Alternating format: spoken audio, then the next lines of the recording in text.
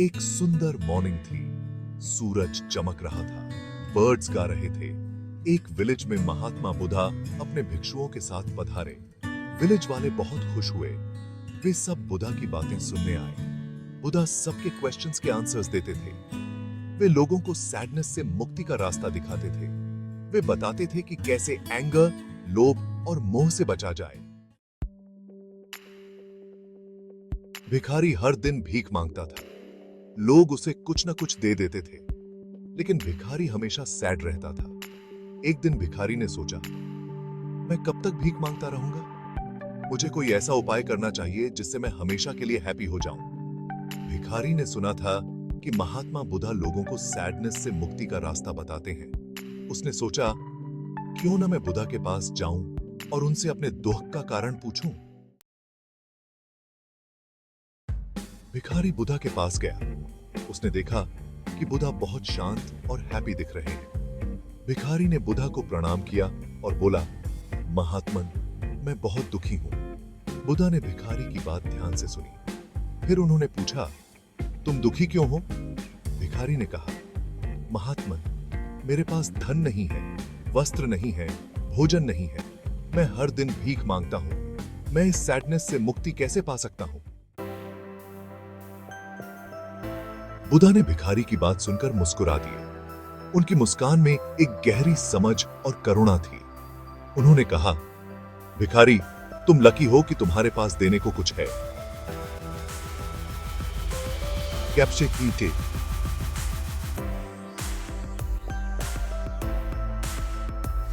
भिखारी हैरान हुआ। उसकी आंखों में एक सवाल था। उसने कहा, महात्मन, मेरे पास तो कुछ भी नहीं है।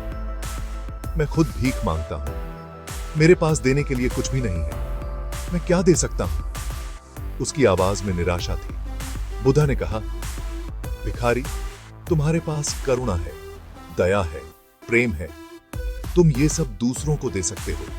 ये सबसे अनमोल दान है। तुम अपनी करुणा और प्रेम से दूसरों की मदद कर सकते हो। भिखारी पहले तो कुछ समझ नहीं पाया। उसकी आंखों में उलझन थी। फिर स्लोली उसे बुद्धा की बात समझ आने लगी।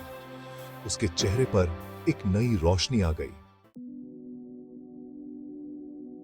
बुद्धा ने आगे कहा, जब तुम दूसरों के लिए अच्छा सोचते हो तो तुम्हारे मन में पॉजिटिव विचार आते हैं। ये विचार तुम्हारे मन को शांति और संतोष से भर देते हैं।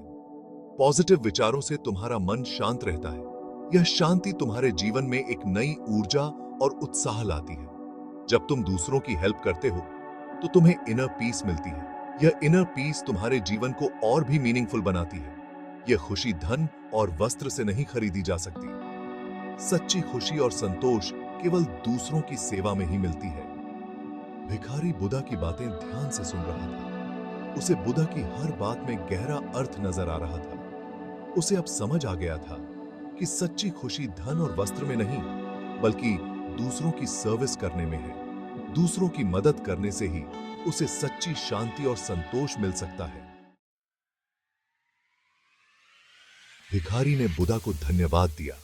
उसने महसूस किया कि उसकी जिंदगी में एक नया मोड़ आ गया है और चला गया। उस दिन से उसने भीख मांगना छोड़ दिया। उसने सोचा कि अब वह अपनी जिंदगी को एक नए तरीके से जिएगा। अब वह लोगों की हेल्प करने लगा। वह बीमारों की सेवा करता, बच्चों को कहानियां सुनाता और जरूरतमंदों की मदद करता। वह एल्डरली लोगों की भी मदद करता। भिखारी को अब पहले जैसा सैडनेस नहीं होता था। उसकी जिंदगी में एक नई रोशनी आ गई थी। उसे सच्ची खुशी और संतुष्टि मिल रही थी। वह हर दिन एक नई ऊर्जा के साथ उठता और दूसरों की मदद करने के लिए तैयार रहता। उसने समझ लिया था कि सच्चा सुख देने में है, लेने में नहीं। यह कहानी हमें मोटिवेट करती है कि हम भी दूसरों की हेल्प करें। हमें धन और वस्त्र की आवश्यकता नहीं है। हमारे पास जो है उसी से हम दूसरों की हेल्प कर सकते हैं। हमें बस एक सच्चे दिल की आवश्यकता है। याद रखें, सच्चा सुख देने में है। जब हम दूसरों की मदद करते हैं तो हम खुद को भी खुश करते हैं। यह एक ऐसा चक्र है जो कभी खत्म नहीं होता।